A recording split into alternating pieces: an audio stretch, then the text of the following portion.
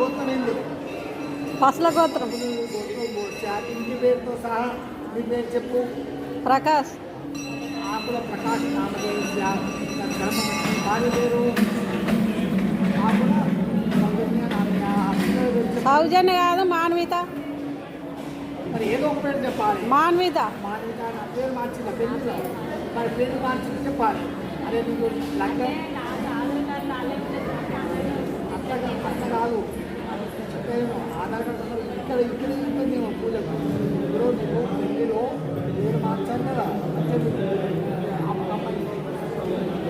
పేరు మార్చాలి కదా.